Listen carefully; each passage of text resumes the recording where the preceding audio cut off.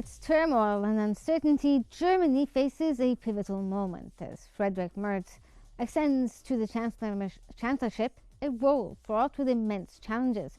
Once touted as Angela Merkel's heir apparent, Merz now navigates a fractured parliament, economic instability, and Europe's shifting geopolitical landscape.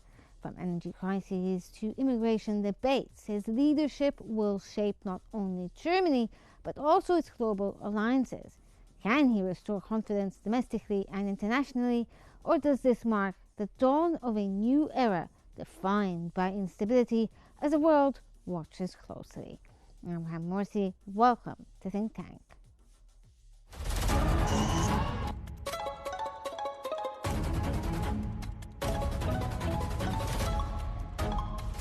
Our world is becoming unhinged.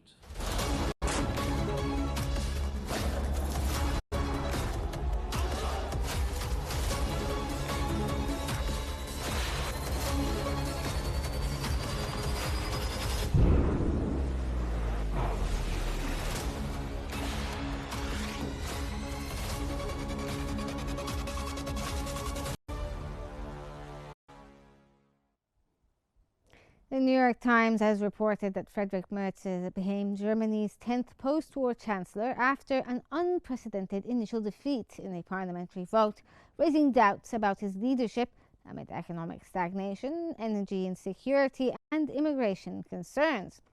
A stumble blamed on internal coalition dissent weakens his credibility and challenges his ability to unite domestic factions and project strength globally. The American newspaper added that Europe anxiously watches as Merz steps into this fraught role, seeking to revive Germany's slumping economy, counter U.S. tariffs, manage Russia tensions, and address far-right populism. Markets stabilized after his eventual win, but skepticism lingers. The New York Times also highlights that with meetings planned in Paris, Warsaw, Ukraine, and Washington, Merz faces the daunting task of restoring confidence domestically and internationally.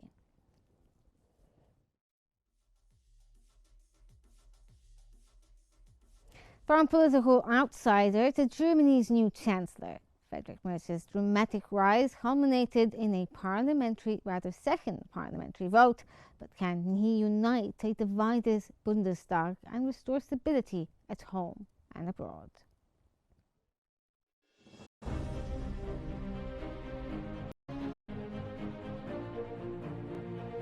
In a dramatic turn of events, Friedrich Merz has emerged as Germany's new chancellor after a second vote in parliament, a moment that underscores deep divisions within Europe's largest economy. But who is this man now tasked with leading Germany through turbulent times? A seasoned lawyer and politician, born in 1955.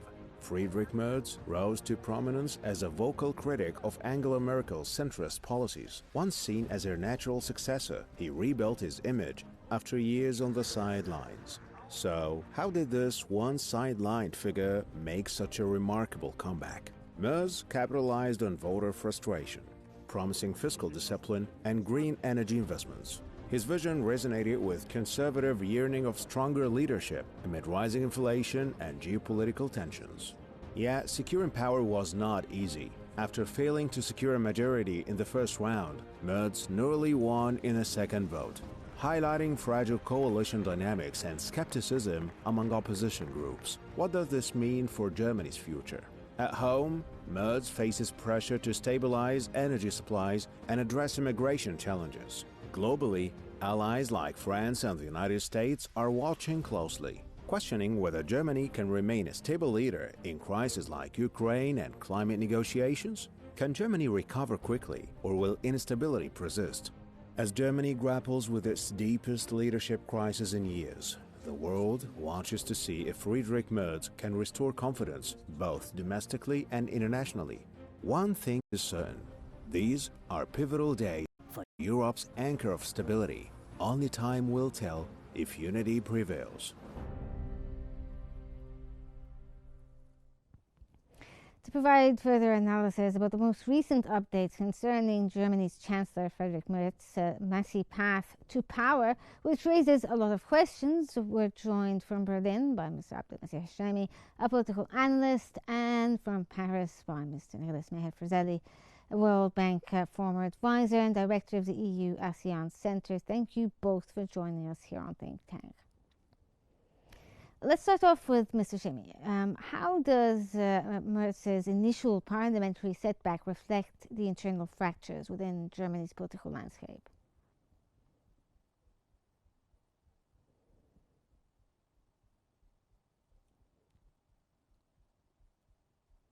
And to your audiences, in a way or another, today, this government that proved exceptionally that we should be reminded that such elections or the government came as a result of early elections that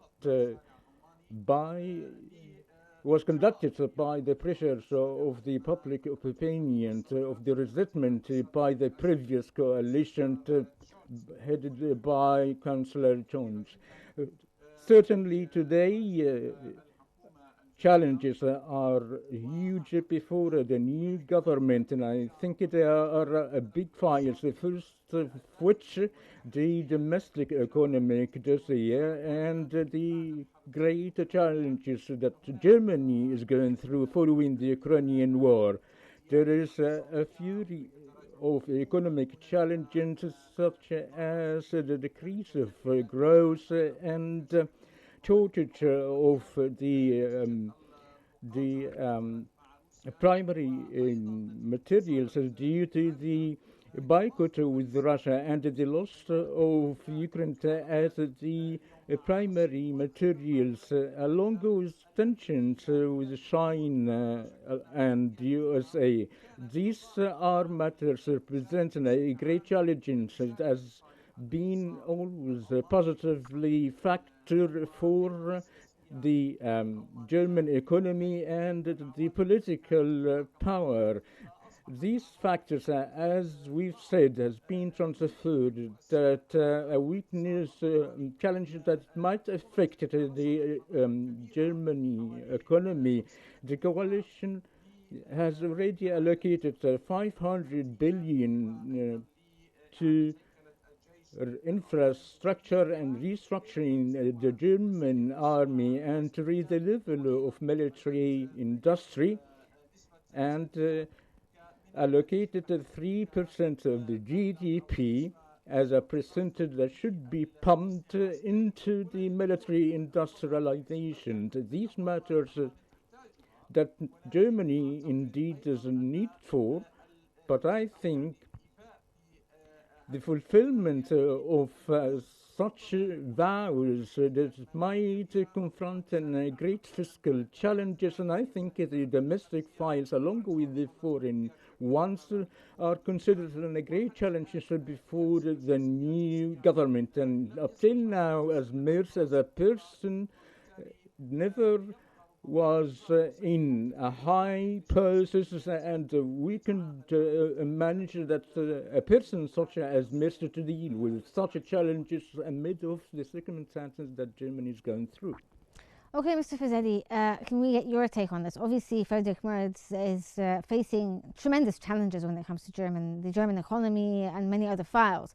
But let's focus on the economy itself. How can he reverse Germany's declining economy and increase the growth in one of Europe's largest markets?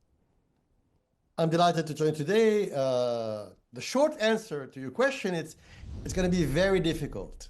Very, very difficult. And in politics, symbols often play a big part. And the fact that, in the history of Germany, he's the first chancellor who needed painfully to spend a full day in parliament to get, his mandate as chancellor confirmed, even though he actually spent the past 2 months cementing his coalition in detail, in a very bureaucratic, detailed German way. So he had all the votes, in his pocket, as they say in Germany. And yet, because the voting process is through a secret ballot, yesterday morning he was missing 6 or 7 MPs, which was really a shock. And so symbolically, he started on the wrong foot with a divided coalition. So that we'll speak about it maybe later, but his coalition is not very solid. It has internal divisions. And of course, timing is everything. And the timing is difficult because Germany is in the middle of an industrial, economic, financial slowdown. So the main issue for him is GDP growth, right?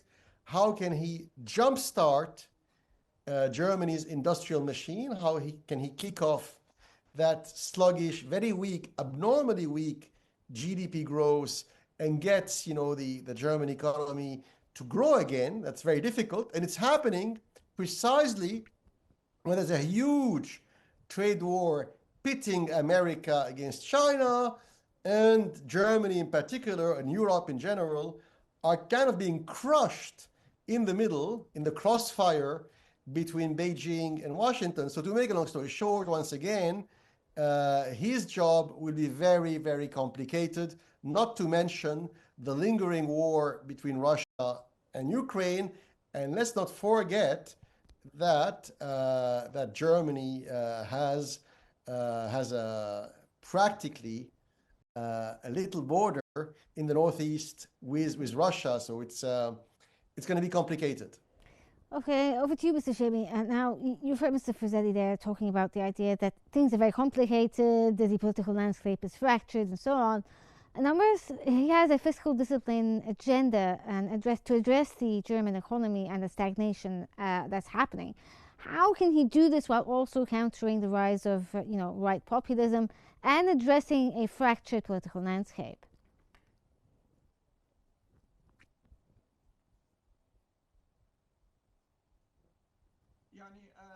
In fact, there is no doubt that this is a very important point, and that as there are great challenges to deal with such economic challenges inside, in light of a great rising by the far right in Germany, that today has a great number of the seats in the parliament in a percentage that not less as much of the governing party, and therefore, in light of the fractures within the party itself, as the elections in the first round never managed to get the majority to enable him to be a chancellor, and the non-voting of the members of his own party vis-a-vis the other party as considered as a very traditional partner, and as their numbers would equal to half of the seats in the parliament, but never gained only less than this number, which is 10%, as there is a great indicator of this direction, as Merz's policies aren't in favor of the members of his own party. So how could he sell his own economic agenda within the parliament and within the coalition in light of the presence of another party, such as the Social Democratic Party, as a rival in a way or another? And today they abandoned the role due to the popular pressure. Despite there is an alliance between them, but there is no doubt that he is considered as a very conventional and traditional component. So the consensus isn't in full between the two partners, so the challenges will be great and huge in taking decisions either in the parliament or in the coalitions among the opposition blocs. In addition, Germany's stance isn't as it was before the Ukrainian-Russian war, that is suffering a great financial crisis, and as the world now is transferred to the multipolarized one, and new powers are arising to be great competitors into Germany, such as in China or in Asia. In Germany is a need for a power even more than it was in the past before the Ukrainian-Russian war. So its ability to be competitive with the new economic powers in Asia, even the competitiveness as America isn't an ally anymore, but as a contender. So, in addition, the historic relations with Russia and all these compounded are challenges for Merz to lay down solutions. Up till now, we never heard any real thing to indicate that he has plans, let's say, to have a great influence in the context of such files and challenges. Okay, Mr. Frizzetti, now if we could take your take on a different topic here now, moving on to green energy and so forth. How might Merz's stance on green energy investments align or challenge France's vision when it comes to EU-wide climate initiatives? Great question. Allow me just to correct my own mistake from the previous question. Sure. When I mentioned that Russia had a border with Germany, I meant it symbolically. So that small Russian enclave called Kaliningrad, which actually has a border with Poland, what I meant to say, it's only 300 or 400 kilometers east of the German border. So Russian troops are very close to the German border, so it's adding to the psychological pressure that yes. some in Germany have, the phobia about Russia. Back to your question, I think in general, so broad brush, like in very general broad brush terms, Merz and Macron are quite aligned when it comes to the climate change thing. So none of them is a fanatical, climate change, purist, or like some in Germany, the Green Party in Germany, which today is weaker than it was 3 months ago, but still has an influence. And the Social Democrats, who are equal partners in the new coalition, so in the new government led by Friedrich Merz, half the portfolios, half the ministries are in the hands of the Social Democrats, even though they are much smaller now than the center-right party of Merz. He was forced to give them, an incommensurate size of his government's portfolio. So these people, the Social Democrats inside the new German government, they are more hardline and they are more, focused on environmental climate change issues than Merz himself. Macron is more like Merz, but the problem now is that in the new government, because half the important ministerial portfolios are in the hands of the Social Democrats, probably Merz will need to act or behave as if he was a little more green than Macron. But these are like shades of green. There is no real divergence between them when it comes to climate finance, fighting climate change, etc. So they'll relatively be aligned then? Yes.